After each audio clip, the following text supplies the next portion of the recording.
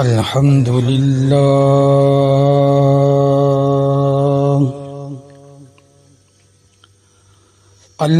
لله نحمده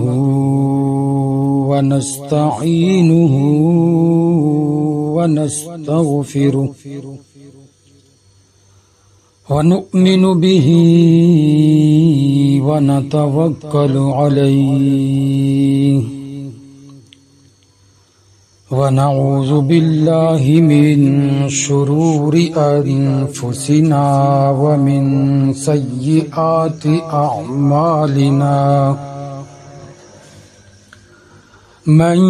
يهده الله فلا مضل له ومن يضلله فلا هادي له ونشهد أن لا إله إلا الله وحده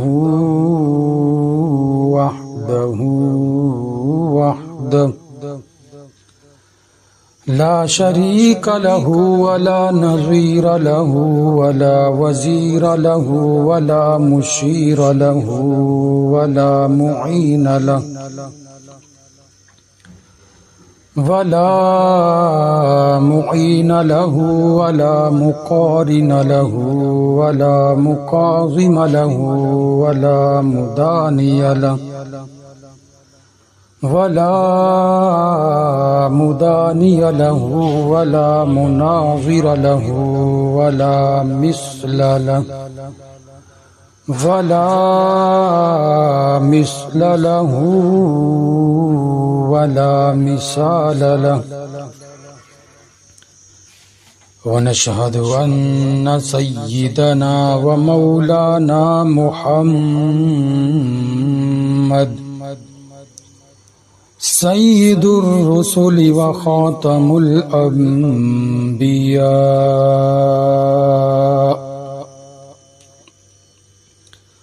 المبعوث إلى جميع الخلق بشيرا ونذيرا وداعيا إلى الله بإذنه وسراجا منيرا وقال الله تبارك وتعالى في القرآن المجيد والفرقان الحميد أولئك كتب في قلوبهم الإيمان عن ابن عمر قال قال رسول الله صلى الله عليه وسلم إن الله جعل الحق على لسان عمر وقلبه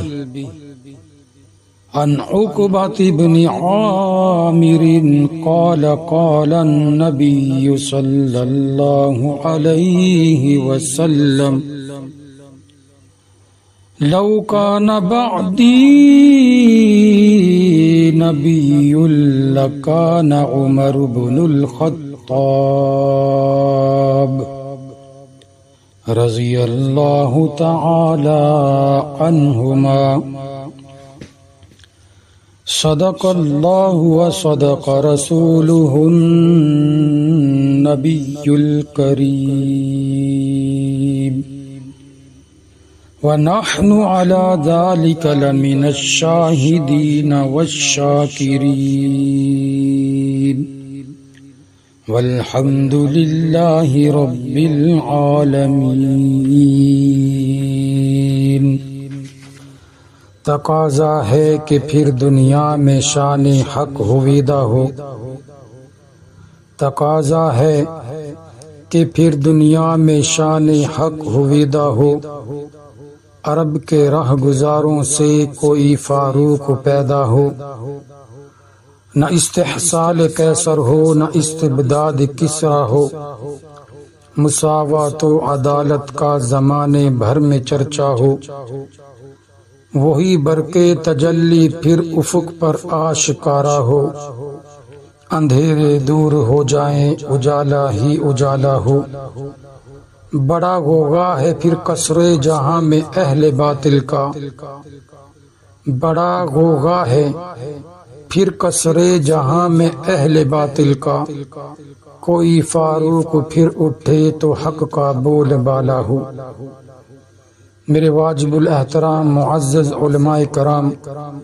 بزرگ دوستوں اور عزیز بھائیوں،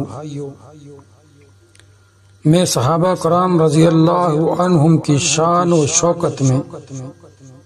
کچھ باتیں آپ حضرات کے سامنے عرض کروں گا،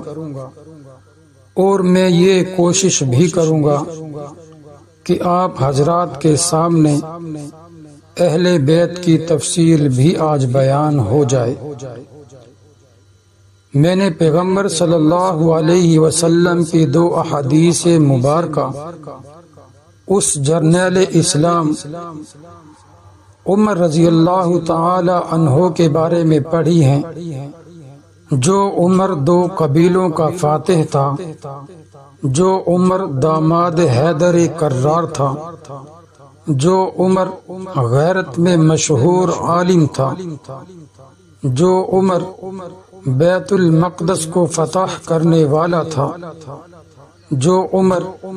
کعبہ میں اللہ کا نام بلند کرنے والا تھا، جو عمر لقب فاروق دربار رسالت سے حاصل کرنے والا تھا۔ میرے بھائیوں، دنیا کی تاریخ میں یہ کارنامے کسی اور کے نہیں، کوئی ایسا شخص 2 قبیلوں کا فاتح ہو، مجھے بتاؤ کہ کلمہ تو نبی کا علی نے پڑھا تھا، کلمہ تو نبی کا حمزہ نے بھی پڑھا تھا، کلمہ تو نبی کا عثمان نے بھی پڑھا تھا، کلمہ تو نبی کا صدیق نے بھی پڑھا تھا، لیکن کعبے میں خدا کا نام بلند علی کی موجودگی میں بھی نہیں ہوا تھا۔ کعبہ میں خدا کا نام بلند اس وقت ہوا جب وہی عمر میرے نبی صلی اللہ علیہ وسلم کے دروازے پر آیا اور کملی والے نے پوچھا عمر کیسے آیا ہے؟ تو عمر کی آنکھوں سے آنسو نکل آئے اور رو کر عرض کیا کہ کملی والے آیا تو سر لینے کے لیے تھا، لیکن آج عمر سر دینے کے لیے آیا ہے۔ اس عمر نے پیغمبر کا جب کلمہ پڑھ لیا تو کہا کملی والے اب میں نے کلمہ پڑھ لیا ہے، تو پھر عرض کیا کہ آقا کیا ہم حق پر ہیں یا نہیں؟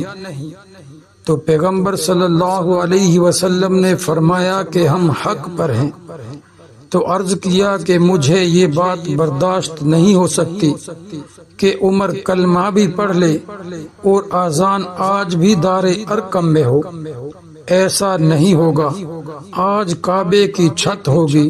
اور خدا کا نام بلند ہوگا۔ میرے دوستو، یہ عمر کا مقام ہے۔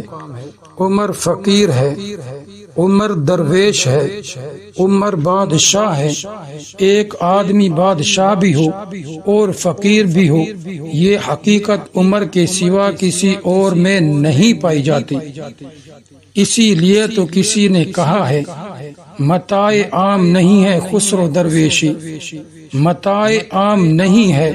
خسرو درویشی۔ کب ایک شخص میں ہوتے ہیں یہ ہنر پیدا، جلال کا پیکر بنا قبا کا ہر پیوند، عمر کے بعد کب ہوا ہے عمر پیدا۔